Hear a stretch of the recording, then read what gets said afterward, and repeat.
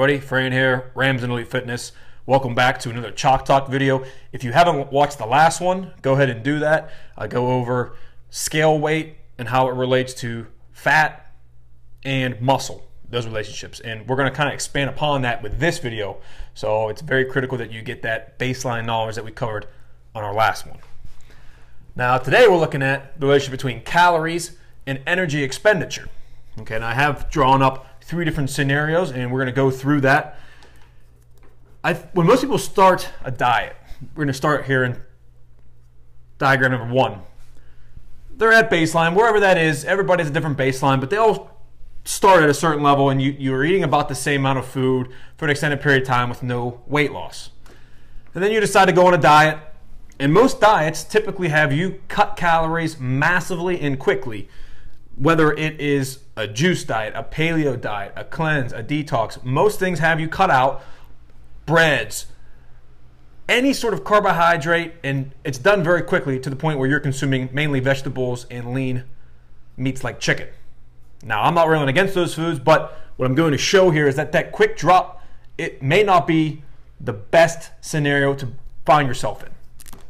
What tends to happen is your energy expenditure never likes to have a big difference between itself and the calories that you eat.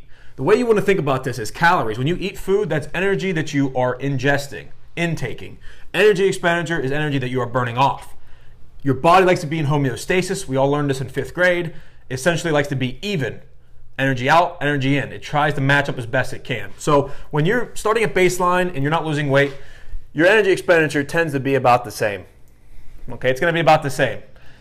When you create this massive deficit, it takes some time for your energy expenditure to slow down, but I assure you, it does slow down and will seek to match your new calorie intake. So over time, it will slowly come down, and it'll meet up with your calorie intake at some point. Now, all this difference in here, that's all going to result in weight loss. Your body is burning off more energy than it is taking in. That will result in weight loss. Mainly fat loss, probably some muscle loss. What happens now is most people cannot sustain this low amount of calories for an extended period of time. If you're eating like 2,500 calories here, this diet might be 1,500 calories. I've seen diets as low as 1,000. It's very low, and people cannot do it long term.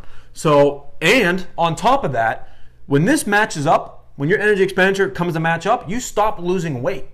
That frustrates you, and you eventually say, screw it, and go back to how you were eating before, usually in a snap of a finger. It's like you take this same diagram and just flip it over. It's the same thing. You start eating, you're back up here within a day or a week when you decide. And what happens is just take this, again, just flip it. Your energy expenditure will now begin to rise with your diet, but the difference that it creates on the flip side is going to result in weight gain. And most people gain back all the weight they lost, if not more. So this model does not work. When you are eating a certain level of calories and you dramatically drop it in one big swoop, that is not effective. In my humble opinion, over long term, that will not work for you.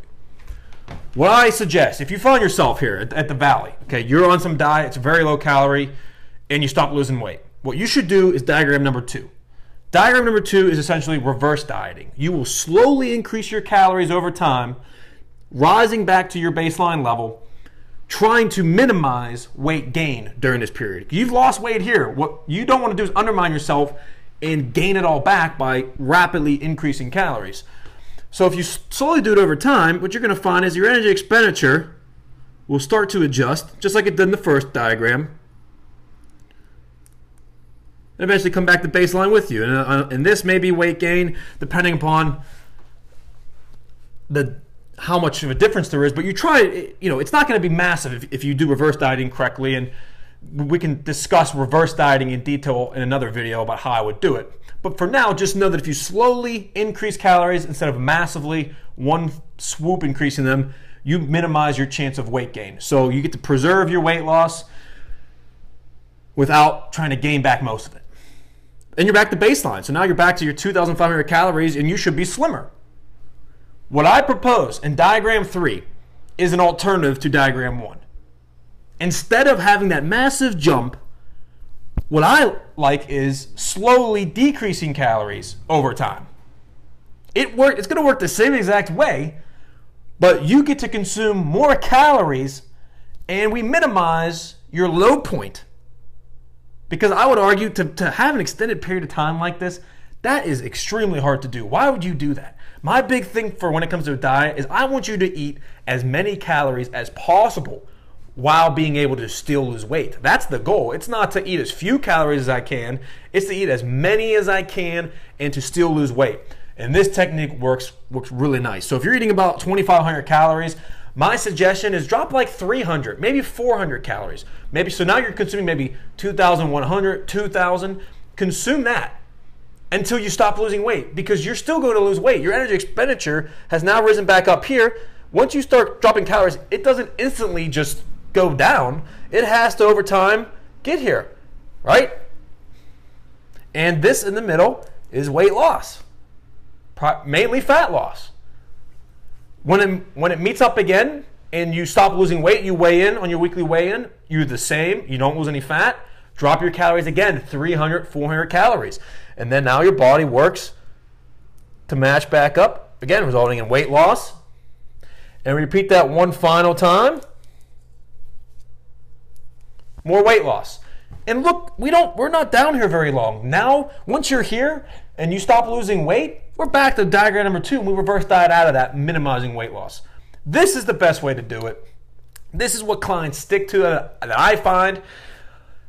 It's the sane way to do dieting. You can still enjoy a lot of foods. You only having 2 or 3 active diet periods where you're slowly lowering calories, so it's not like a humongous jump just to chicken and vegetables.